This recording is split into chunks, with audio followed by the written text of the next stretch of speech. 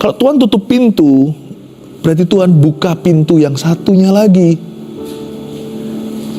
Jadi di dalam Tuhan itu tidak ada kata tidak sebenarnya. Orang berkata begini, doa itu bisa dijawab 3 macam. Iya, tidak, atau tunggu. Kalau tunggu ya nantikanlah. Kalau iya ya puji Tuhan. Tapi kalau tidak, tanyalah. Kalau bukan kehendakku, tapi kehendakmu yang jadi, lalu tanyalah begini, apakah kehendakmu itu? Kalau tidak bagi aku sekarang, apakah iyanya bagi Tuhan? Tolong beritahukan.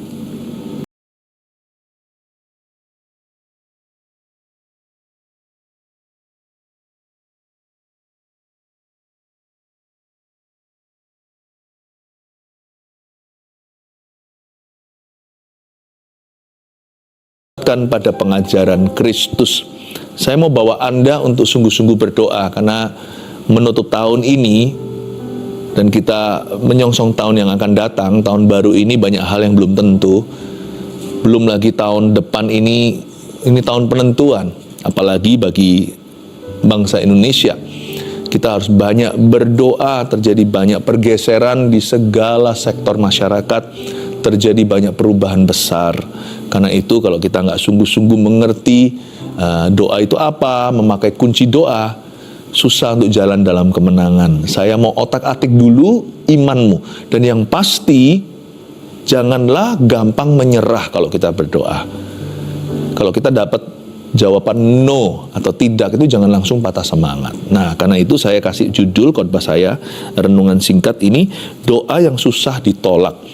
Saya akan memberikan kepada Anda sebuah skill untuk sembahyang. Bagaimana kita exercise our faith, atau gimana kita itu mengamalkan iman sewaktu kita berdoa meminta sesuatu.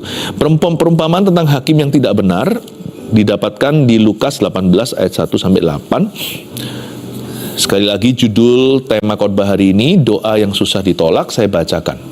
Ayat 1. Yesus mengatakan suatu perumpamaan kepada mereka untuk menegaskan bahwa mereka harus selalu berdoa dengan tidak jemu-jemu. Katanya, dalam sebuah kota ada seorang hakim yang tidak takut akan Allah dan tidak menghormati seorang pun. Dan di kota itu ada seorang janda yang selalu datang kepada hakim itu dan berkata, belalah aku terhadap lawanku. Beberapa waktu lamanya hakim itu menolak, tapi kemudian ia berkata dalam hatinya, walaupun aku tidak takut akan Allah dan tidak menghormati seorang pun, namun karena janda ini menyusahkan aku, baiklah aku membenarkan dia supaya jangan terus saja ia datang dan akhirnya menyerang aku. Kata Tuhan, camkanlah apa yang dikatakan hakim yang lalim itu. Tidakkah Allah akan membenarkan orang-orang pilihannya yang siang malam berseru kepadanya, dan adakah ia mengulur-ngulur waktu sebelum menolong mereka? Aku berkata kepadamu, ia akan segera membenarkan mereka. Akan tetapi, jika anak manusia itu datang, adakah ia mendapati iman di bumi? Saya koreksi dulu ya, doa yang salah itu gimana? Doa yang nggak manjur. Doa yang gampang menyerah, belum apa-apa sudah mutung di jalanan, di tengah jalan sudah berhenti. Ada pula orang-orang yang tidak percaya akan doanya sendiri. Jadi setelah dia doa, dia ragu. Didengar nggak ya? Didengar nggak ya? Ada juga orang-orang yang cepat lupa. Aku pernah doakan ini rasanya. Doa itu nggak boleh rasanya. Makanya Yesus berkata di ayat pertama, Yesus mengatakan suatu perumpamaan. Ini pengajaran Yesus Kristus. Tuhan suka pakai ilustrasi supaya gampang dimengerti. Yesus mengatakan suatu perumpamaan kepada mereka. Mereka ini murid-murid Yesus. Dan kita murid-muridnya hari ini. Untuk menegaskan bahwa mereka harus selalu berdoa dengan tidak jemu-jemu. Garis bawahi dulu, untuk menegaskan perumpamaan Tuhan itu tidak asal-asalan. Kita patut merenungkan. Di dalamnya ada prinsip-prinsip yang baku. Ada yang namanya rigid principles of God. Di dalam hal ini soal doa, Yesus punya spiritual laws atau punya hukum rohani yang tidak bisa diubah-ubah. Yang pasti doa itu mesti tegas. Makanya Yesus mau menegaskan kepada mereka tentang doa. Doa itu mesti tegas. Doa itu mesti jelas. Kita tuh harus jelas apa yang kita minta, apa yang tidak kita minta. Janganlah kalau kita setelah berdoa lalu kita lupa. Itu kan seperti orang setelah menyaksikan wajahnya sendiri di cermin, lalu lupa mukanya. Jangan begitu, doa itu nggak boleh pikun. Apa yang kita doakan kita harus ingat, apakah itu sudah atau belum dikabulkan. Tentunya kalau kita berdoa, kita juga harus baca firman, supaya kita ada direksi, ada arahan Tuhan. Kalau salah langsung ketara. Nggak mungkin kan kita berdoa minta suami orang lain atau istri orang lain, karena Alkitab berkata jangan berzina, yang gitu sudah nggak usah diminta. Dipikirkan pun jangan. Diminta percuma, tidak akan diberikan. Karena Tuhan berkata, kamu minta sesuatu nggak dapat, karena yang kamu minta itu demi memuaskan hawa nafsu. Aku nggak akan kabulkan lah yang begitu-begitu. Jadi doa itu harus tahu apa yang kita minta, dan kita harus mengerti dulu kehendak Allah secara basic atau secara mendasar. Apa yang menjadi kehendak Tuhan, apa yang firman Tuhan berkata, jangan. Doa itu nggak boleh asal-asalan, dia harus tegas, dia harus jelas, dan dia harus keras. Doa itu nggak boleh dalam hati gitu tuh. Ya boleh doa dalam hati, apalagi kalau di kerumunan orang banyak, supaya nggak kesannya aneh dan supaya tidak cari perhatian.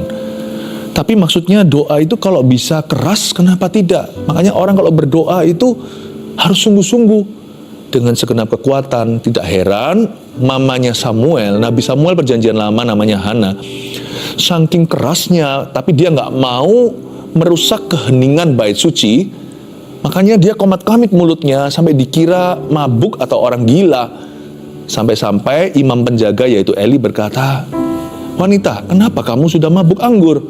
Tidak, aku lagi sedih dan pedih hatiku. Doa itu nggak mungkin bisa disimpan di hati, apalagi sesuatu yang kita inginkan sekali. Doa itu mesti keras, tidak tentu volume suara. Doa itu dengan segenap ekspresi. Kalau kita mau sesuatu kan nggak mungkin kita berkata dikasih ya oke, nggak dikasih ya nggak apa-apa. Orang anak kecil kalau minta sesuatu ya wah pakai nangis segala.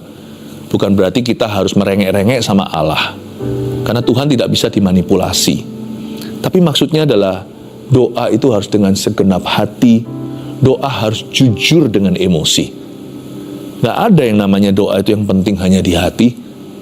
Dimulai dari hati, tidak berakhir hanya di dalam hati.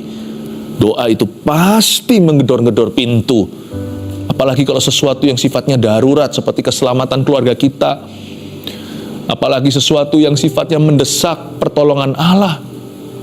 Doa itu harus tegas. Makanya di sini Yesus mengatakan suatu perumpamaan untuk menegaskan bahwa mereka harus selalu berdoa dengan tidak jemu-jemu. Saya suka sekali di ayat 1. Di sana ada 3 kata yang sangat melompat di dalam hati saya. Mereka harus, 1 harus, selalu, yang 2 selalu, berdoa dengan tidak jemu-jemu, 3 tidak jemu-jemu. Jadi doa itu terdiri dari harus. Doa itu harus.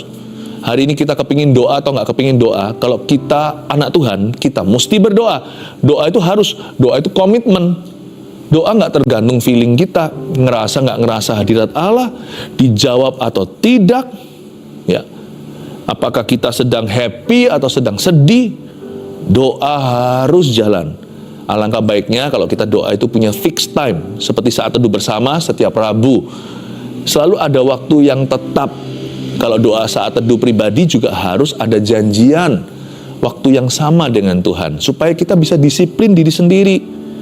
Doa bukan hanya harus, doa itu juga harus selalu. Doa nggak bisa begini loh, coba sekali gagal ya sudah. Doa harus berkesinambungan dan tiada berakhir sampai kita mati atau sampai Tuhan datang kembali. Karena doa adalah nafas hidup orang Kristen dan anak-anak Tuhan.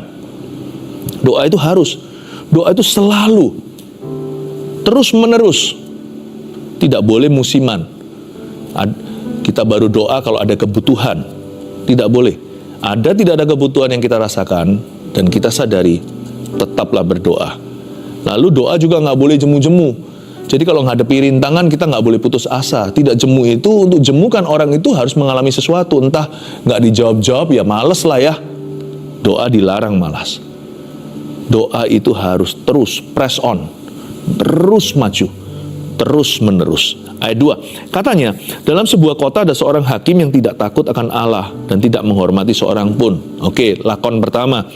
Ada seorang hakim dengan deskripsi dia tidak takut akan Allah sama sekali dan juga tidak menghormati seorang pun. Nah, itu sudah pastilah. Orang kalau tidak hormat, kalau nggak takut sama Tuhan ya pasti tidak akan mengindahkan manusia. Orang kalau tidak takut akan Allah pasti juga tidak akan menghargai sesama. Udah pasti itu satu paket. Lalu ayat 3 itu adalah lakon kedua. Dan di kota itu ada seorang janda yang selalu datang kepada hakim itu dan berkata, belalah aku terhadap lawanku.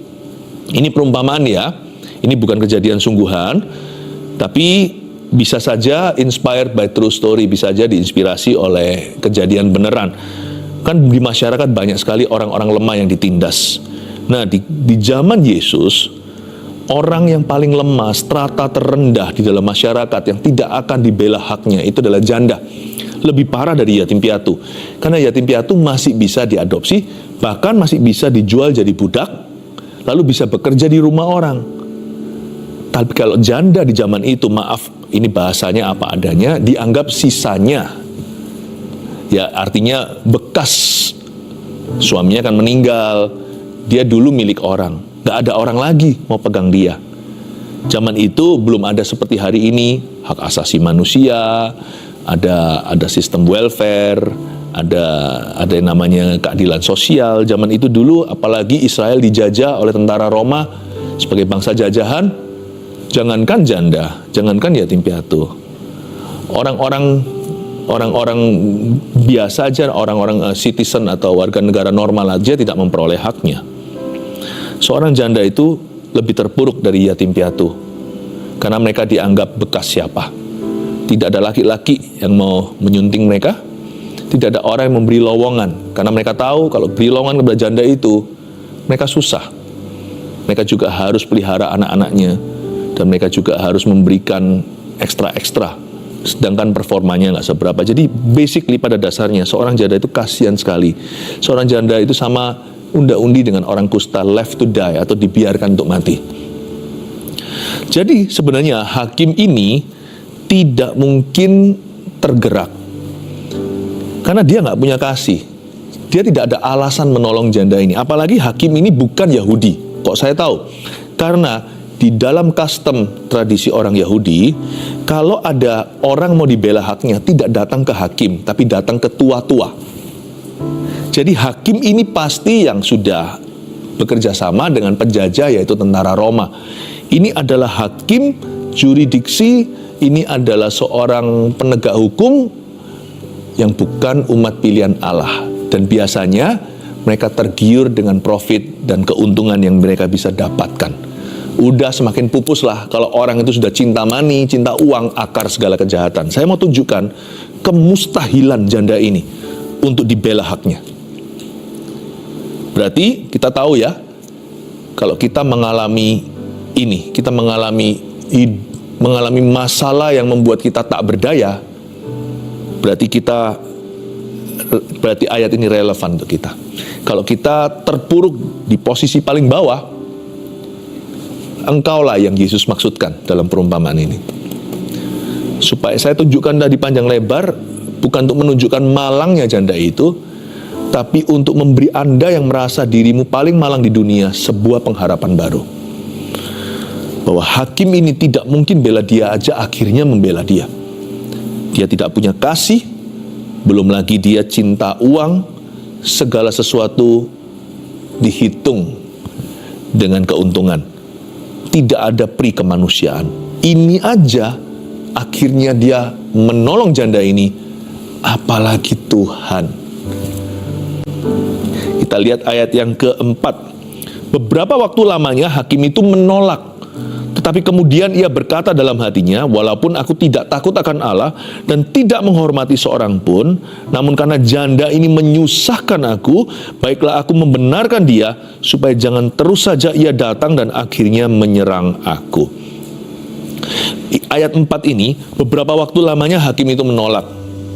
Jadi itu yang saya katakan di awal-awal tadi, kalau Anda mendapatkan jawaban tidak, bukannya dikabulkan malah ditolak, jangan putus asa. Karena Anda tidak menghadapi hakim lalim, tapi Anda menghadapi Bapa yang baik. Jadi penolakan, tanda kutip, penolakan Tuhan itu bukanlah kiamat. Saya malah justru kita harus GR, kita harus percaya diri dulu dalam doa kita. Lebih tepatnya percaya Tuhan. Jikalau Tuhan pada akhirnya pun berkata tidak pada doamu, itu berarti ada sesuatu yang lebih baik yang Dia sediakan. Jadi sebenarnya Bapa yang baik tidak akan berkata tidak. Karena doa yang sungguh-sungguh susah ditolak. Apalagi kalau bukan Tuhan yang berkata tidak, ya jangan menyerahlah.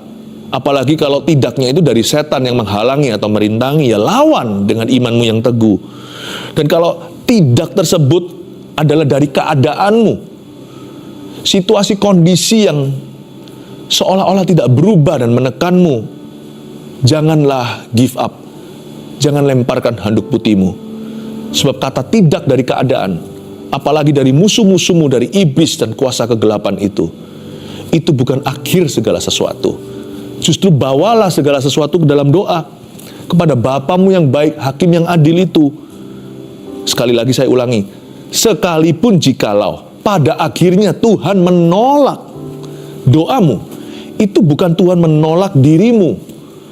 Kalau Tuhan menolak permintaanmu, pada akhirnya setelah Anda ngotot gimana sungguh-sungguh, sekalipun Anda klaim-klaim firman semua yang Anda tahu, kalau Tuhan berkata tidak, carilah iyanya, karena tidak Tuhan di sini itu berarti iya di tempat yang lain.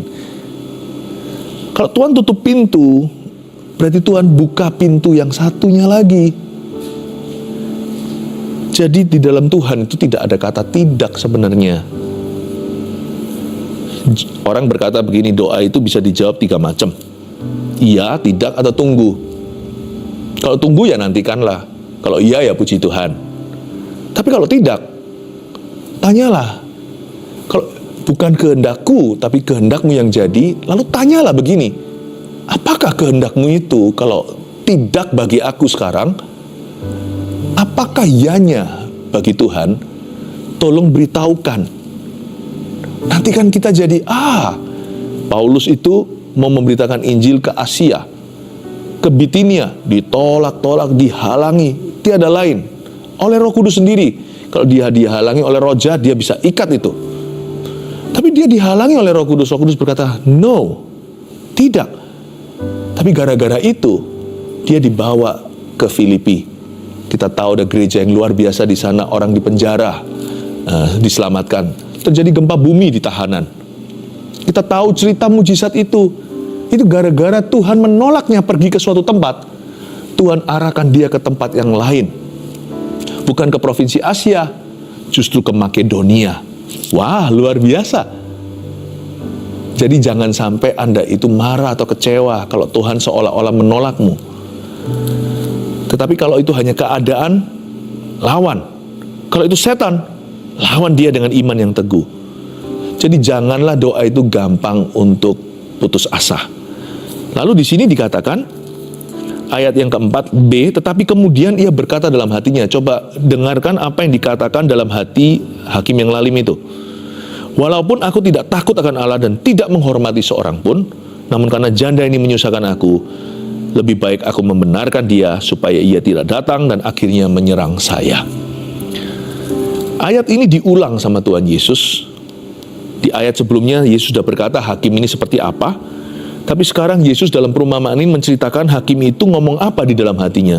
Kan aku ini gak takut sama Allah dan tidak menghormati seorang pun. Yesus gak pernah bertele-tele.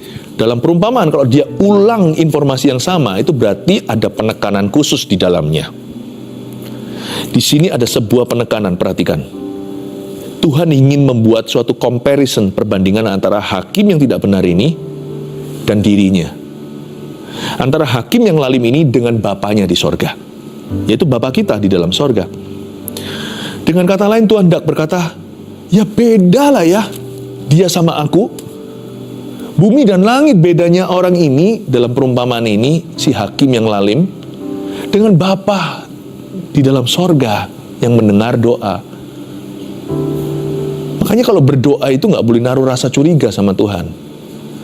Tuhan buat head to head, apple to apple, diperbandingkan antara hakim ini, apa yang dia katakan di hati, walaupun aku gak takut akan Allah dan tidak menghormati siapa-siapa, aku akan kabulkan permintaan perempuan ini daripada nanti dia serang aku.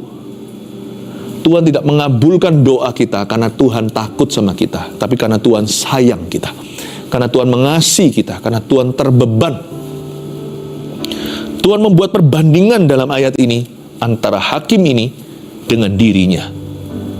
Tuhan ingin kita percaya bahwa Allah kita itu selalu baik dan bahwa Dia adalah pengabul doa. Kalau hakim ini terpaksa, Tuhan lakukan itu dengan sukarela, dengan senang hati pula.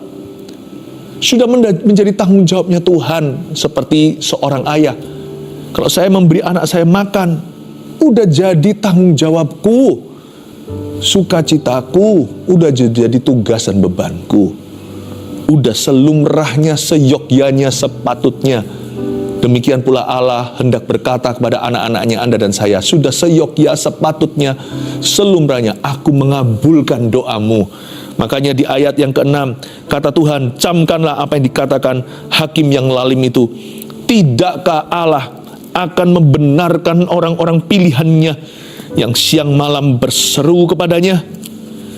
Dari situ kita tahu bahwa Allah pasti akan mengabulkan doa kita. Katakan amin.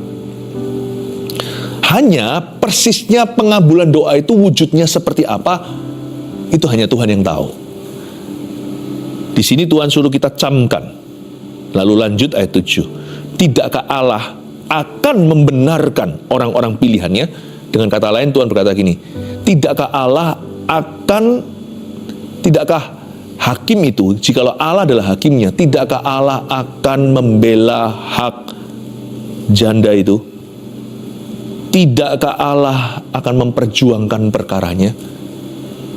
Pertanyaannya, karena kita tidak tahu kasus janda itu persisnya apa, sekalipun kita tahu, kita juga nggak tahu persisnya gimana caranya Tuhan akan membela janda itu. Nah, itu di ranah kedaulatan Allah. Makanya itu jangan marah kalau doa kita nggak dijawab persis seperti yang kita minta.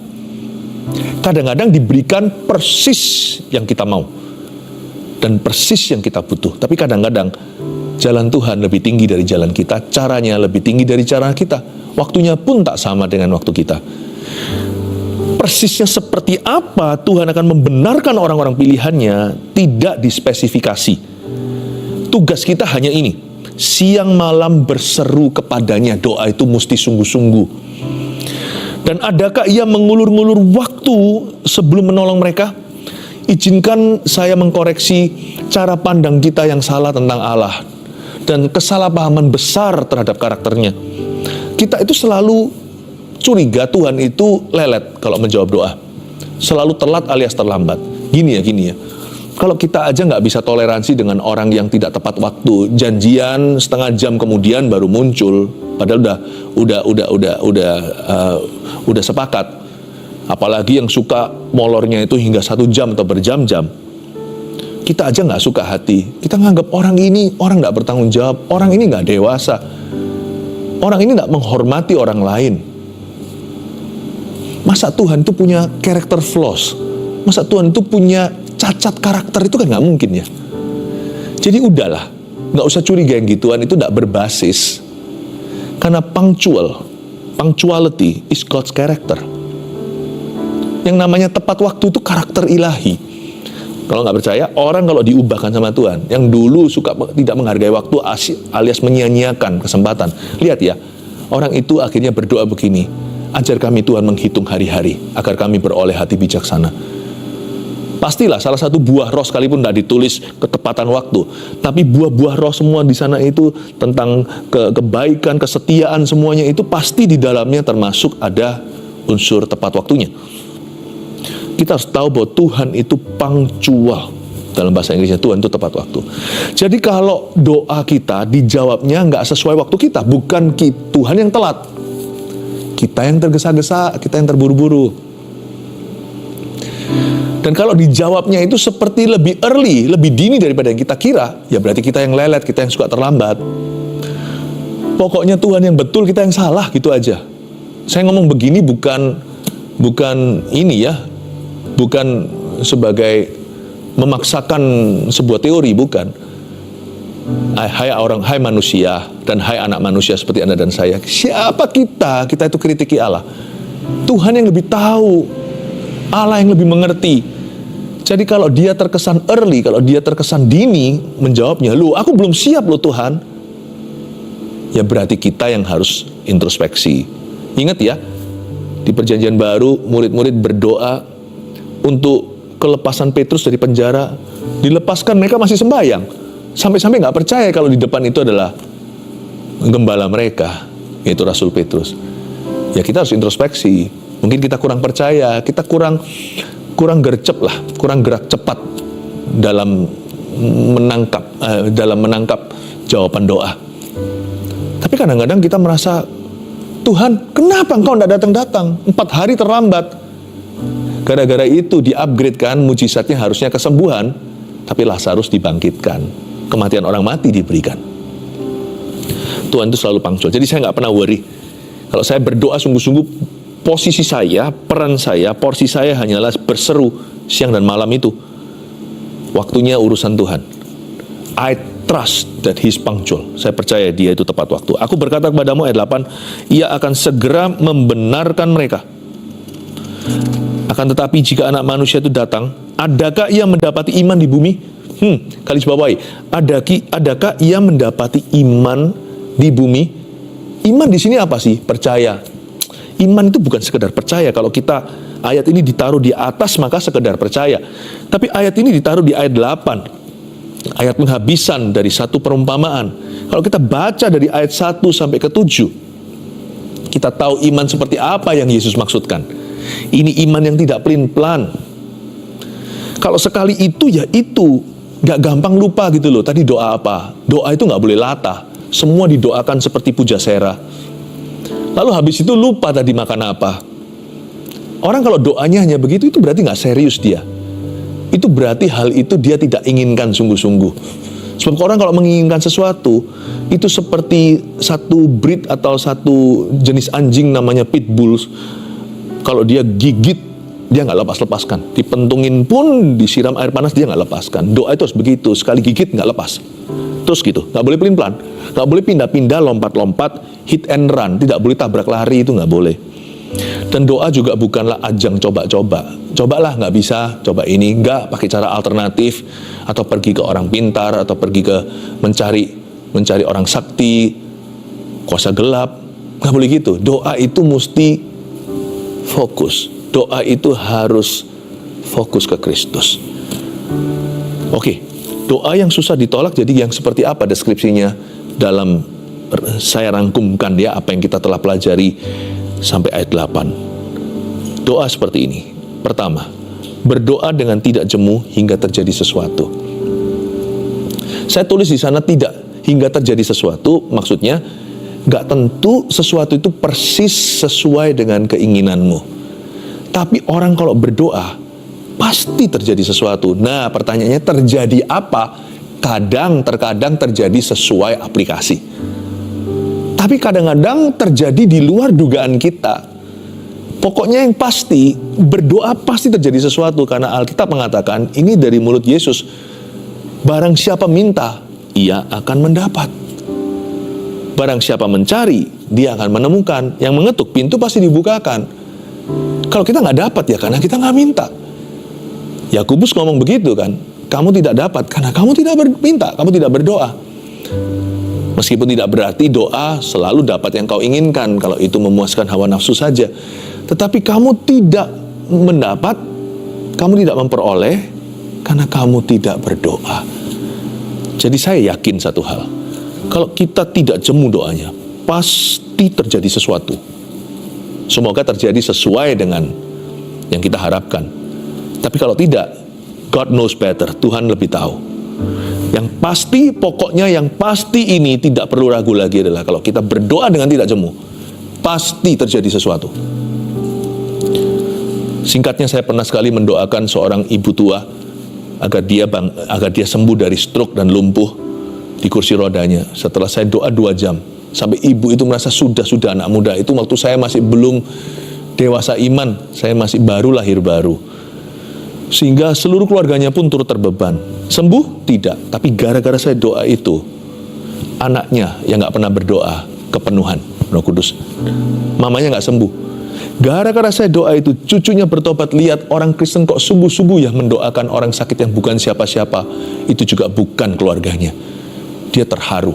Dan belum lagi, anak ibu yang itu juga satunya, jantungnya minggu depan waktu cek kembali, maka tidak jadi operasi karena tiba-tiba penyumbatannya tiada. Kok bisa ya? Saya nggak tahu semua itu sampai tahun-tahun ke depan ketika saya diberitahu efek samping daripada doa saya. Memang akhirnya ibu itu tidak sembuh sama sekali dan dia berkata, terima kasih, sudah terima kasih kamu pulang ya nak. Saya kecewa. Pikir-pikir lagi, ngapain saya kecewa? Minggu itu saya sangat down. Ternyata saya pelajari ini, kalau kita doa dengan tidak jemu, pasti terjadi sesuatu, sekalipun kadang-kadang tidak sesuai dengan harapan kita. 2, berdoa dengan karakter Allah, bahwa Tuhan itu baik. Berdoa itu nggak boleh buta. Tuhan nggak suka orang yang buta doanya.